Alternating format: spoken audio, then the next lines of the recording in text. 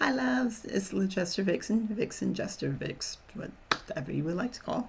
That's what we're doing. We're name. Okay. Hi, guys. It's been a fun morning already. But as you can see, I'm gonna do another reaction video to Caddicarus. I think I said it right this time. First try. It is the Comical World of 287 Worst Game Review Ever. Huzzah! It was requested by two people, being Beezie and Juan 3M3R, or Emer. Emer? I'm so sorry if I butchered that. Please forgive me. Okay, but without further ado, I'm trying to figure out why my eye is bugging out. Oh, I don't like that. Okay, here we go.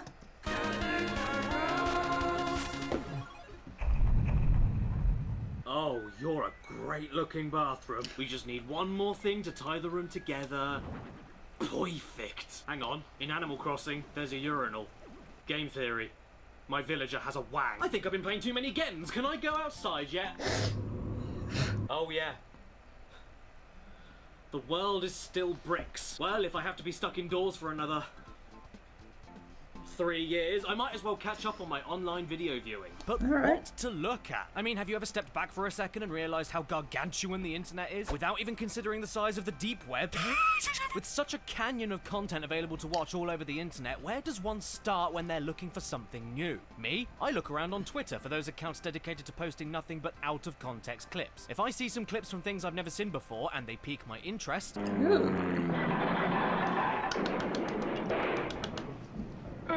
and that's the next thing I want to watch. I mean, yeah, most of these accounts are for kids shows that I really couldn't care less about, or old TV shows which are really difficult to start binge watching because they're hard to find online, like Scooby-Doo out of context, Sonic Boom out of context, or Hannah Montana. But every so often you'll find a pot of gold. And no, I'm not talking about out of context Saudi football or out of context Mamma Mia. Oh, I'm talking about out of context accounts of YouTube shows. I'm getting you for this. Ah!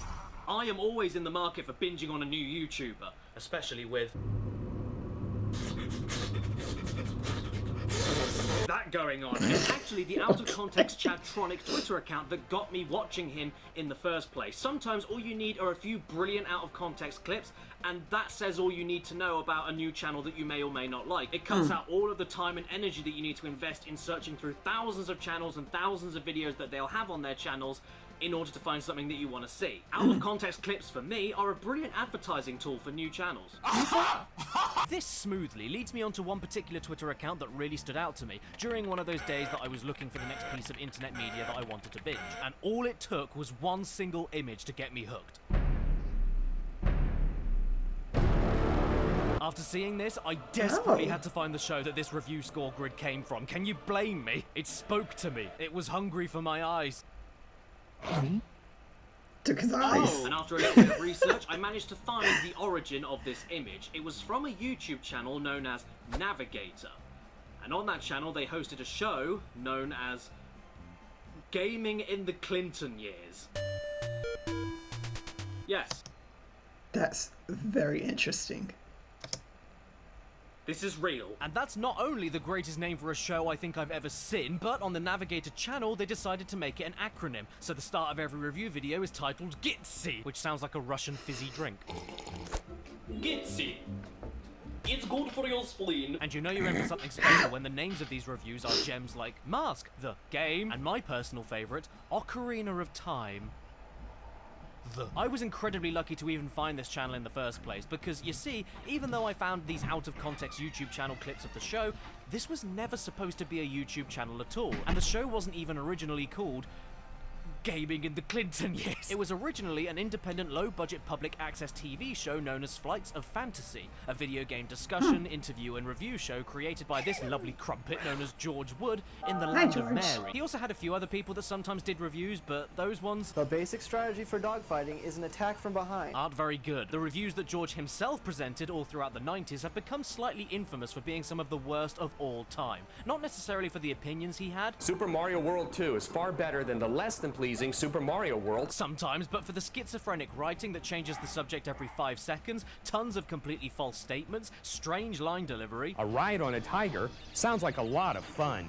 Well, it is. the constant contradictions, That is one annoying flaw. So much for realism.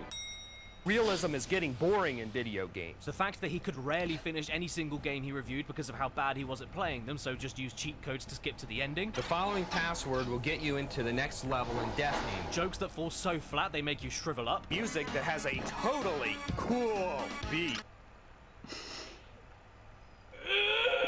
and extremely questionable comments that make absolutely no sense to anybody. In Tomb Raider 3, create a storyline in which Lara gets breast cancer. I'm sorry. We guarantee the gaming world would be shocked, stunned, and moved at the effort to make Lara's character more meaningful. You know that Lara Croft? The millionaire explorer with handguns and a mysterious family history? I know how to make her character more meaningful.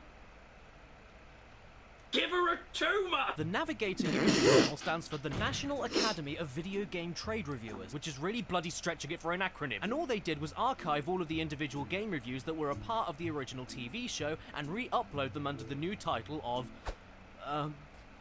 Gaming in the Clip. If it weren't for this channel, then all of the reviews George Wood aired while wearing his PJs would be completely lost media. And I'm glad that they aren't lost, because these reviews Mario Kart 64 is fun to play, except when you're losing. are a sight to behold. Very interesting. All you need to know about how great these reviews are is that they were originally from a show called Flights of Fantasy and then got renamed to Gaming in the Clinton Years. Why that name? Why that logo? What has Billy Big Boy Clinton got to do with anything video game related? Did he endorse this show personally? Was this some kind of weird propaganda? Why is his face used as the logo for a video game show? What the hell could be next? Washing in the Lincoln years? And what about that pricky little theme song? I don't know if it's an original or if it's from a game or something, but god damn it, it matches the absurdity of the title card perfectly.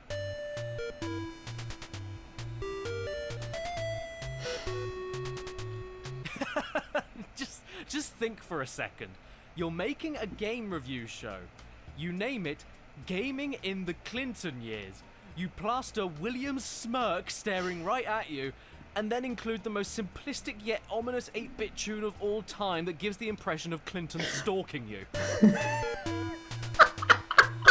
And the title of this video today isn't lying to you. When I said I was looking for my next binge watch, I meant it. Which is why I plonked my ass down, got comfortable, and forgot I needed to wash that super glue off my pants as I watched 287 of these reviews. Yuck, yuck, yuck. 287 of possibly the worst game reviews of all time. And as far as I could tell, this is every review available from Clinton's lapdog that you can find on YouTube today. By the way, 3 of these weren't presented by George, but you still got to see the plaque on Billy's teeth. These allegations. And you'd think that's all I would have to say about the history of this show. Apparently not. But then you go to the Navigator YouTube channel and notice that there aren't 287 videos on there.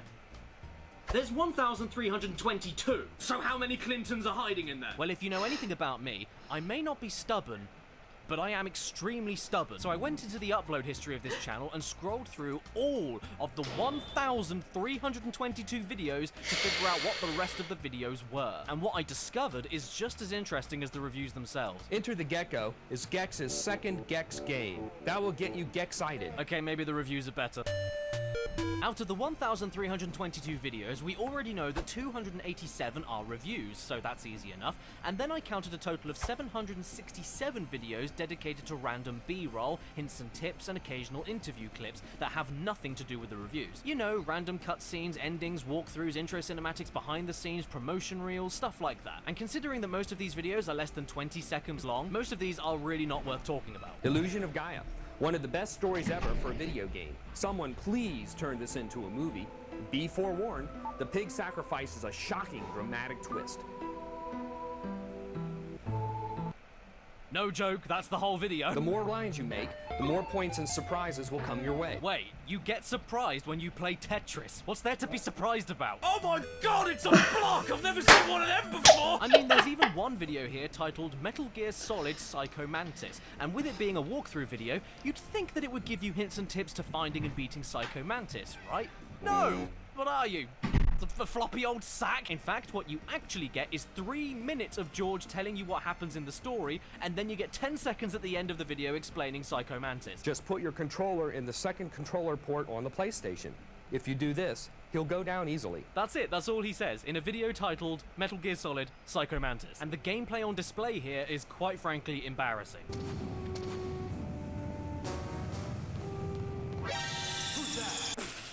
He wasn't even trying. With the DualShock controller, you will actually feel his heart attack as the controller vibrates. Oh! Yeah, help me! Call an ambulance! What's wrong? What's wrong? Oh, false alarm. It was just my controller shaking. Oh, good. I thought you were having a heart attack. So did I. It's exactly the same thing. Oh look, it's a load of kids. Let's ask them some questions. Tell me, youth, what was your favourite part of Donkey Kong Country? Pretty cool and how they also made the Donkey Kong. Your mother should have swallowed you. It's a great game. Sweet chaos, though. That's. Oh, that was terrible. But they have all the great graphics. You know when people said that video games rot your brain?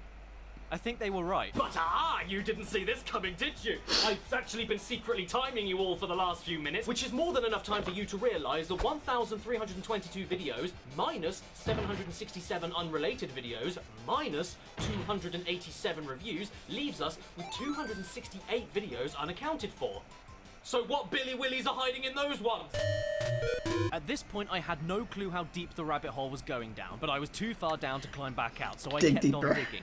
And Dig this deeper. is what I discovered. A lot of these remaining unaccounted videos are in fact duplicate uploads. No, not the same uploads added to the same playlist more than once accidentally. I mean that they're exactly the same videos uploaded twice to the same channel with unique URLs. Now, to be a little bit fair, a lot of these duplicate uploads are actually different video qualities, which is probably why they were re-uploaded in the first place. But usually the second uploads only manage to improve from 240p to 360p. So that's basically the same jump as filming with a potato to filming with a peeled potato. And as I was shifting through this muck, I decided to count exactly how many duplicates were uploaded to the Navigator channel and write them all down as I was going. As you can see, there was one for Mega Man Legends, one for Quest 64, one for Cool Borders 3, not too many all things considered. And then I found more. No, these are not the ransom demands of a kidnapper. This is how many exact copy duplicate videos I was able to count and write down as I was searching through the 1,322 uploads of the Navigator channel. Do you know how many there were in total? 268. So yeah, I led you a little astray just then. Those remaining 268 videos I mentioned earlier, 268 videos unaccounted for. They're all duplicate uploads.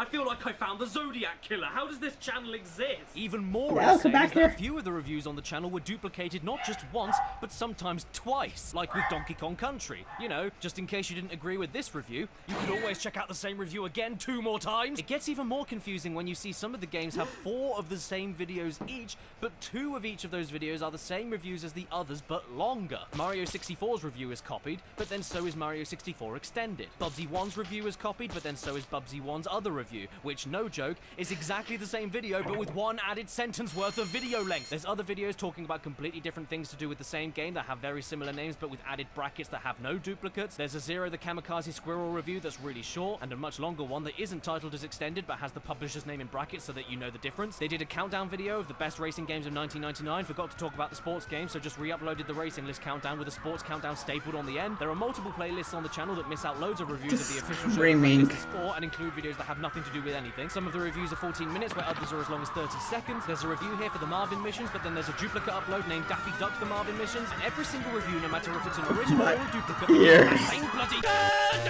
Mix this all together, and you're left with a channel that's about as clean as measles. So to be more accurate, in order for me to check which reviews on the channel were indeed duplicates, I ended up watching not just 287, but in total 555 videos. I know, I should have stopped at number 402, but I needed to be sure. Even better, if you check the first ever uploads made to the channel, you'll see that the Super Mario 64 review is actually number 386. So all of those 287 reviews I watched for this video, that isn't even all of them. No one knows what happened to them. George Wood is the Bigfoot of the video game industry. Let me make this perfectly clear though. Any jokes I make today at George's expense are not meant in malice whatsoever. I genuinely love this show precisely for how bad it is. This is not a hate campaign, and I don't want anybody to harass anyone over this video. Besides, not every single one of these reviews has something worth talking about in them anyway, either because of their length, because nothing funny happens in them, or because they're just not that very interesting. But plenty of these are gold. Watch this cool effect. Shall we watch a few then? We were kind of hoping to see mannequin piss in the background. Okay, I'm already regretting it. Anyway, no amount of urine can make this game viable. So let's start off light. In this review of...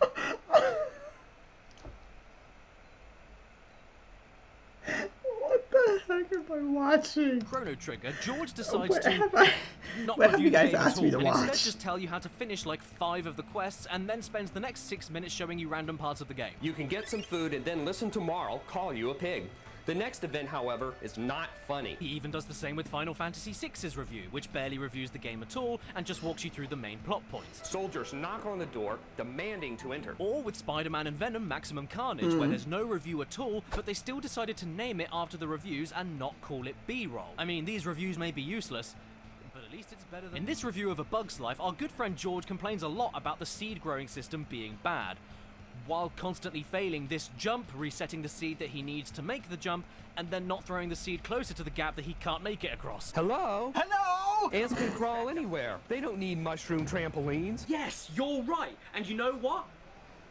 Bandicoots don't wear trousers. You know what I hate most about a video game? When the control is too responsive. The control is overreactive. Yeah, when I press a button, I want the game to do something 2 seconds later. Wow! Check out this here. If you click on the Bloody Roar 2 review, what do you think you get? You get a review of Marvel Superheroes vs. Street Fighter, of course, and then 5 seconds, I repeat, 5 seconds of a Bloody Roar 2 review. Many of the same problems plague Bloody Roar 2, so we'll just move on to Mortal Kombat 4. I'm sad that I lack the imagination to make this up. It's better than this review of Devil Dice though, because there isn't a review at all, just the intro how to play cinematic, with a scoreboard just splatted on the screen. Come on, you can't do that! What do you think of the game, George? Let me into that broad and manly head of yours! Or at least let me sit on it. Your hair looks like a sofa. Ooh, what's this? A Final Fight 3 review? Except no, because all he does is say, The game is not that hot, and neither is the ending. But we thought you might want to see it anyway. The game isn't good, and neither is the ending. Now here's the ending. Whee! Brave Fencer Musashi. Excuse me, George, what was that? Brave Fencer Musashi. I'm sorry, George, could you say that again? I missed it. Brave Fencer Musashi. Oh, of course, that's my favorite game.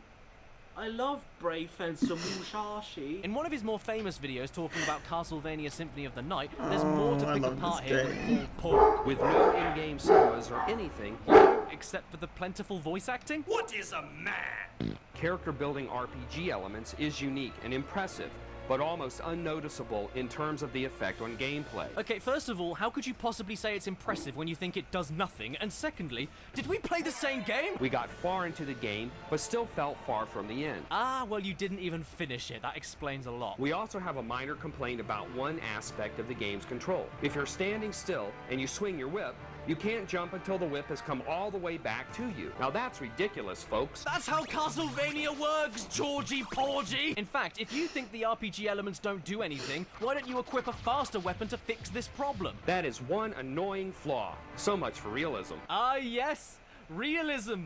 In Dracula's castle, with fire-breathing 3-headed dogs and old giant rotting men made out of flies. Shame on you, Castlevania, you aren't realistic enough. Alucard doesn't even work in an office! The camera will catch Princess Jean in the shower. As a result, a feisty gal will punch out the lens of the camera. Isn't that a hoot? Why do I get the impression that this was based on a true story in George's past? Wait, you don't have a camera? Isn't that a hoot? Can I also bring attention to the fact that there are 2 Earthbound reviews that aren't technically duplicates, but one of them they did completely wrong, so just kept that one up and then uploaded a correct one? Seriously, on the first upload, the audio just cuts out completely after George says, "Burger shop." Arcade. Burger shop. And they left this upload as it was. Navigator, I love you. No one buys a game specifically for multiplayer options. Well, Gran Turismo wouldn't be the flop that it is. well. We're all for good stories, but there are some established entities which defy that need. It's like turning Mario into a sports game. Well. The game would be better if we were treated with plot development. Have you ever played a Mario game before? Now, if you've been watching this video so far, I'm sure that you've all noticed the garbage picture quality of these videos, but to be fair, this is something that cannot be helped. You know, it's like paying your taxes. Unless you avoid them. Not only was this content some of the earliest of its kind, but this was back in the 90s, so you can't really help that everything looks like burned pastry. The surprising challenge, even on Child's Play, makes this game too hard for the tots, but perfect for the pros. But I do think they could have done a lot better with the sound mixing. So he embarks on a mission to collect as many yarn balls as possible. If there's one thing I love about watching my favorite game reviews, it's when the reviewer is trying to talk to me, but the music in the game is screaming at me at the same time. I don't know about you guys, but it makes me want to take one of these little things right here and push it right in further than the recommended amount. Blasto. Yet another wisecracking hero, like Bubsy, Gex, Toomba. Ah yes, because Tomba is well known for his constant wisecracks. With all of that dialogue he doesn't have. Buster Brothers collection for the PlayStation. This blast from the past is, well, not worth busting your butt to get. Get it? No, I don't get it. Please explain. Buster Brothers. Bust your butt? Oh, thank you for that. I was really lost. Even though it's right in front of you. Tisk, tisk, tisk. Tisk, tisk, tisk. His rants will come in handy on many occasions. Adults will like this brain teaser. And what? Adults will like this brain teaser and what? The Legend of Zelda. Not as good as the original for some unknown reason. You can't just say that. Why is it worse? Tell me, Georgie. Cool, dude. Not. By the way, can somebody explain the difficulty rating section of the reviews to me? Because I don't get it. Take the Bugs Life review. 1 second he says, The gameplay is very simple. You might beat the game in one sitting. then in the next breath he says, The frustrating control has you fumbling around. but then the difficulty is rated E. Does this mean an E rank is too easy? Does it mean it's too hard? Does it mean it's unfair? Does it mean it's too imbalanced? Help me, Georg. You are stupid. Okay, Georg, you didn't have to be mean. Why did you feel like to say that? I really hurt my feelings. And how about here in the Armored Core review? All you do is kill enemy robots. That task is usually way too easy, despite the very poor play controls. So it's way too easy, and yet you give the difficulty a C? What scale are we working at? We did not review this title as a game. It's not a game. It's an interactive music experience. Well, if that's the case, then why did you bother rating any of this? There is no gameplay, so how can the difficulty be rated a B? But with the guide, we were able to beat the game in 1 4-hour sitting without saving. So wait, you give the challenge an A ranking, which I guess means the challenge is high, but how can you say that when you outright admit that you just followed a guide and finished the game in 4 hours? Georgie, Porgy, Pudding and Pie kissed the girls and made them Cheater video games. We changed our challenge rating of the game to a C, mainly because we beat it unexpectedly.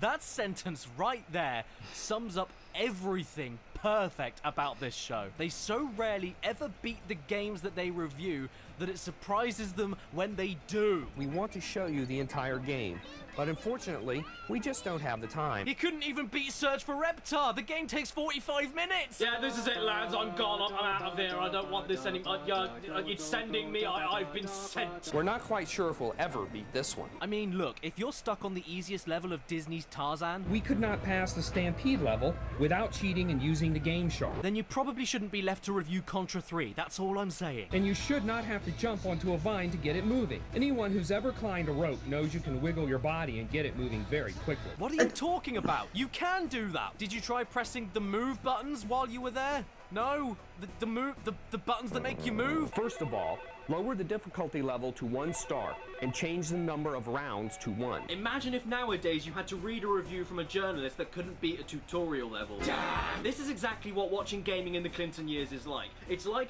you're watching a carpenter hammer his thumb repeatedly while complaining about the fact that he didn't buy any nails. I mean, just look at this Johnny. He's right next to the base easiest enemies in Doom 1, and yet doesn't fire back until a good 3 seconds later. And then when playing ODT on PS1, he decides, you know what, I'm just gonna run right off the edge of the cliff and blame the game for it. Falling off cliffs is rather easy when the camera doesn't show them to you in time. Did George play all of his games blindfolded? It is unknown whether the actual gameplay is more like Tomb Raider or Doom. Okay, maybe he didn't. Maybe he's just blind. Ever since Tekken, swords and axes have become a staple in fighting games. Oh yeah, because Tekken 1 is so well known for their characters with weapons. They don't have weapons. That would be Soul Two of Calibur. them. Like I mentioned earlier, George is also quite infamous for going completely off the rails about anything. Just get over it. This is the age of South Park. We don't like South Park, but we do like Resident Evil 2. Like in this review of All-Star Baseball 99, where he gets quite irate about the names of one of the stadiums. Why does every game, with the exception of Ken Griffey Baseball for the N64, list the Baltimore Orioles Stadium as Baltimore Stadium? They have the correct name, so what's the deal? Are the Orioles so pig-headed about the use of Oriole Park at Camden Yards that they only let Nintendo use the name? That really stinks. I mean, I don't know what he's talking about. Maybe it's very serious and political, but come on, dude, I'm not gonna boycott a video game because the name of a baseball stadium isn't correct. The Orioles have the sun on the top of the scoreboard. Instead, this game has an imitation, El Sol. Another title, Griffey Baseball, has the sun. Okay, well, now I'm boycotting it. We had a lot of fun creating 3 fat black ladies fighting 1 skinny white turd. You can head towards the waterfall and listen as it gets louder and louder. Okay, well that's pretty technical, isn't it? I don't think I've ever seen a game do faded audio before. In Super Mario 64, you can do just about anything. It is, in fact, like jumping into the movie Toy Story. Okay. Oh god, I mentioned it, didn't I? The Toy Story review. This is one of the more popular ones on the channel, and for good reason. It's completely psychotic. When you pop in this game, the first thing you notice is the poor edging on Woody. Oh yeah? That's the first thing you notice? You will not get a 7-minute review for Toy Story as a game. Instead, you get an incoherent and disconnected rant all about Silicon Graphics computers, and it's just as enthralling as it sounds. The Toy Story movie was done with Silicon Graphics computers. We don't know, however, if the game actually used Silicon Graphics computers. Why didn't Disney Interactive use Silicon Graphics computers? Disney Interactive did not use SGI computers. Donkey Kong Country was created with Silicon Graphics computers. Then we once again roll around to the fact that the game is too hard and that you have to cheat, and apparently this cheating brings victory much too quickly to warrant spending your money. People don't spend $60 on a game they know they can beat. So if that's the case, then why do you complain when a game is too hard? By your logic, doesn't that mean the game was worth the money? George, you've got to cut out the aspirin. Your brain is getting confused, and you're starting to look like Chandler Bing. Speaking of action figures, take a look at this one. It's a takeoff of Blanca from Street Fighter 2. Also notice the similarities to other Street Fighter characters on the package design. Aha! We caught these guys ripping off Capcom. Anyway, let's get back to Toy Story. Who was he talking?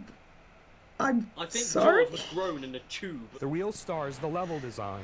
Laura would have nothing to do but inflate herself. Speaking of inflation, in his Pandemonium 2 review, he even goes completely off like on one about Pandemonium. Nikki's chest size, and it's glorious. She's much more, well, endowed. I wonder if there's a limit to the size of those things. I guess there's no limit to the imagination. The knobs in question are noticeably bigger. The game itself depicts your character too small to see anything major. What are you on? And could you give me some, please? Because I want whatever makes you give Cool Spot nearly a 10 out of 10. Play it loud in stereo, dude. Oh boy, what do you think he'll say about the Virtual Boy? I bet he tears this thing a new one. Go on then. Red Alarm is the best Virtual Boy game there is. Red Alarm is a 3D flight game that mesmerizes all who play it. Oh, come on, man. Look at this. You can That's like not it if you mesmerizing. want, but this is objectively terrible. It's a load of transparent lines. The depth of the 3D graphics is outstanding.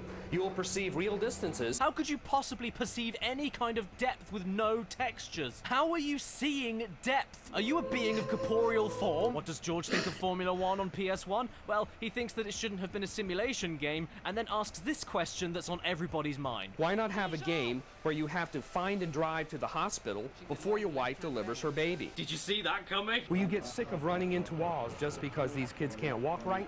Maybe, maybe not.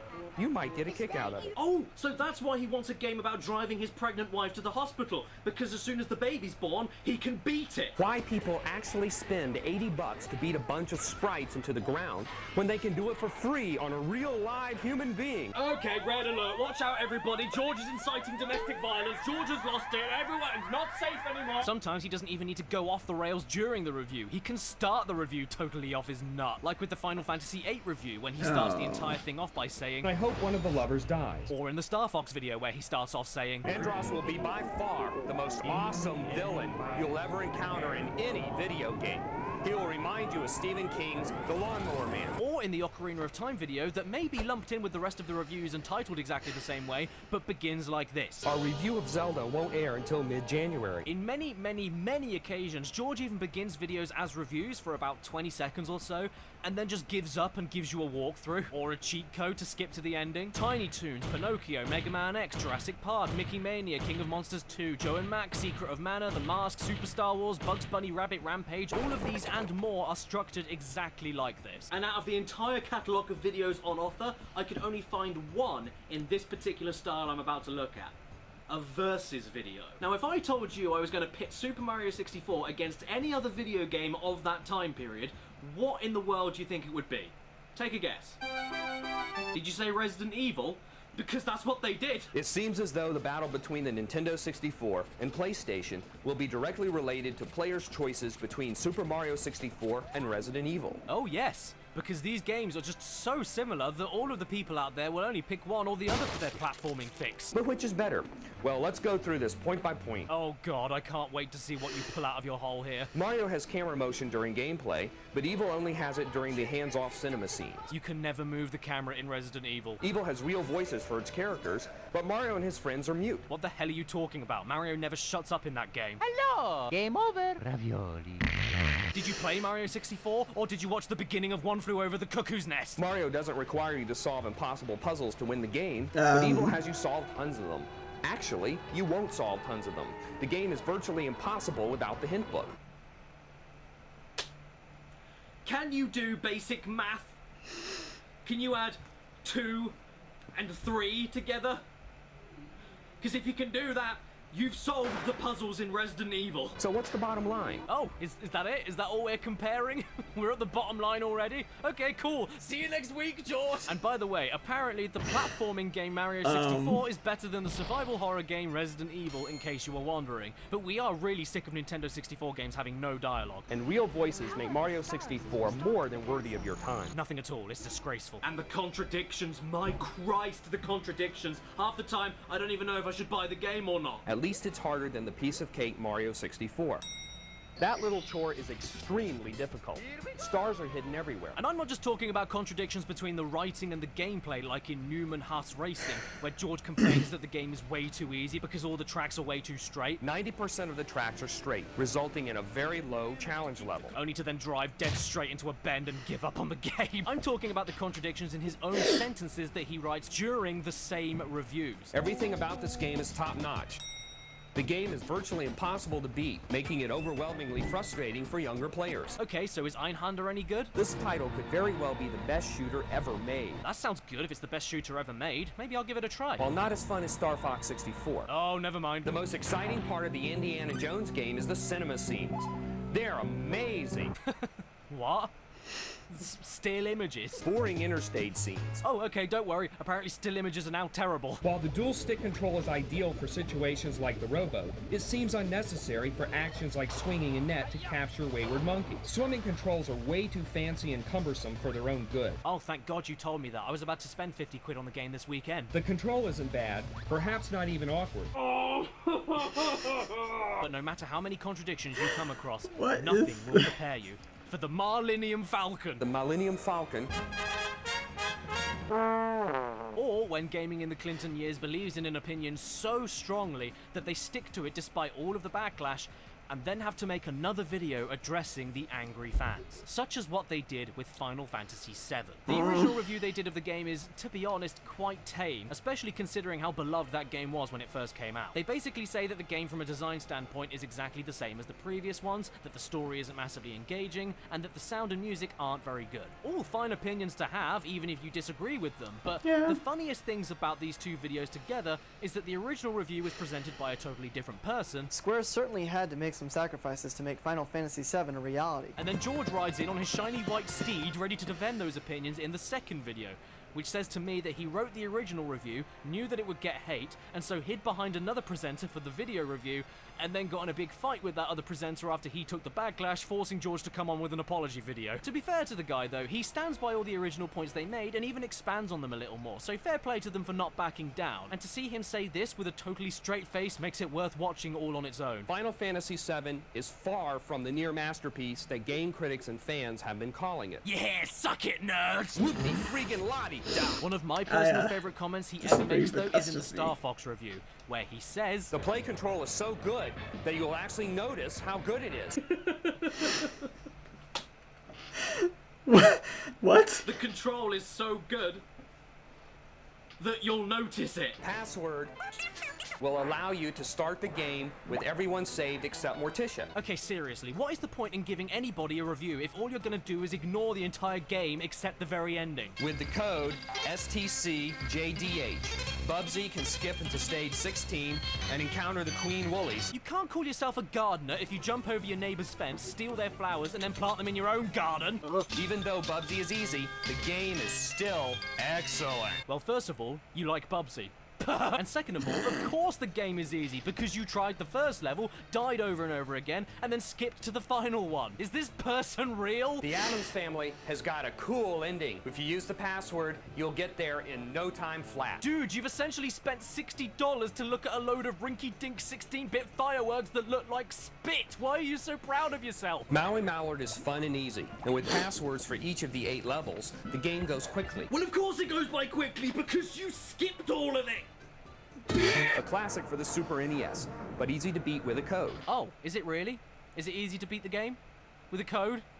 You don't say? We're not sure, but we suspect there are 14 worlds with 3 levels each. Well, there you go. You see, if you keep skipping the entire game, you're stuck with just guessing how many levels the game has. You can't do that. That will send you straight to Dracula without playing any of the levels. Jesus Christ, Why? I think you're going mad. This same code will give you 5 lives. Oh, great. I've always wanted to know how to get 5 lives. Cute, but again, cheating spoils all the fun. So don't cheat then, you muppet. 2 secrets in the first level can destroy the otherwise outstanding difficulty level. You don't need to use the cheats. Is someone forcing you? Are you addicted? Do I need to call a helpline? The only way to win is to Probably. cheat. And when it comes to this I'm curious if he ever cheated in school. I'm just curious. He cheats a lot, apparently. I mean, I say I cheat in games, but I really don't. But still, this hurts. marathon video of quick Super Nintendo game reviews that he does, my god, the cheating comments are so plentiful, it's borderline a parody video. I actually don't know if this was a joke or not. You can cheat to see all the endings, a breeze to beat, but only if you cheat. You can win fairly easily by cheating. Beating the game is a piece of cake with the hints. Expect to win only with major cheating. Really hard to beat without the codes. Hard to beat even with codes. You've got to cheat to win. And on occasion, if he doesn't decide to skip the entire game he's reviewing, he'll just use demo footage from the boot up screen because he can't play Spot Goes Hollywood or give such useful hints like, To succeed in this battle, you must avoid the boss effectively and hit him many times. gee, thanks! I didn't realize I was supposed to hit the boss and not get hit by the boss. Bad players will think to play control is poor, while good players will think to play control is good. Gee, thanks! I didn't realize I had to learn the controls before I got good at the controls. The key to success is to reload anytime you're not shooting. Gee, thanks! I didn't realize you had to reload your gun to get Can't more stop. bullets. Doom it. Press triangle to capture the cubes, press triangle to capture the cubes, press triangle to capture the cubes, press triangle to capture... Whoa! A small team at Gaming in the Clinton years even tried their hand at adding their own voices to some video games cutscenes to show us just how funny they were. 5 seconds till self-destruct. 4, 3, 2, Guys, 1. I think we should take the time door. Hey, that's a good idea. Let's go, quick. Good idea. Let's go. Now.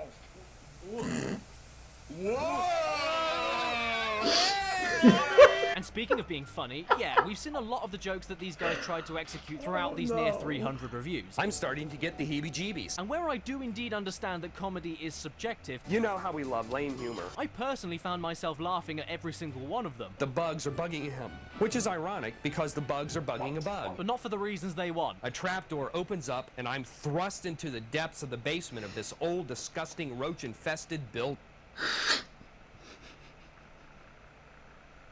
What? Just kidding. Whatever happens though, this is still public television we're working on, so we have to cut down on the profanities. That snow speeder kicks a major you-know-what. Okay, so before I go clinically insane, I think it's about time that we wrap up gaming in the Clinton years. And boy, what a trip that was. I won't lie, shifting through the mud of over 1,300 videos to pick out 287, but then watching 555 in total to make sure that the copies were actually copies. Yeah, that was brain melting, but I hope you got a laugh out of it, because I sure did. And again, do not harass anybody over this. This video is not a hate campaign, because let's be honest, the more hate you send towards people like this, the less that we'll see of it in the future. Cringeworthy or not, let people express themselves, because otherwise you won't have anything to cringe at, will you? Namco Museum Volume 5 does include a kinky, I mean, kinda cool gallery. Did George just let slip that he thinks the Pac-Man Museum is kinky? Well, I mean, to be fair, Miss Pac-Man. As far as George Wood himself goes though, well, I don't know what he's up to. The dude has basically no internet footprint, and now he looks like Conan O'Brien on bath salts. There's a few relatively recent interview videos floating around, and the Navigator channel tried doing this weird alternate reality game thing related to him, but I don't have a clue what any of it's about, something to do with HD editions of full episodes of gaming in the Clinton years, I'm not sure. But then again, just like George Wood's fantastic reviews, I don't want to be sure. Demon's Crest, easy to beat. Or is it? I want to be left in the dark. I want to be confused, because it's more fun that way. And it makes this show seem all the more like a lost episode creepypasta that aired on TV, scared everyone, and then disappeared forever. Did George Wood even exist? Is he real? The lack of chasmic jumps. Chasmic may not be a real word, but it should be. Your guess is as good as mine. And before I go, I'm going to show to you now, in its entirety, the best review on this channel. Enjoy. Gosh.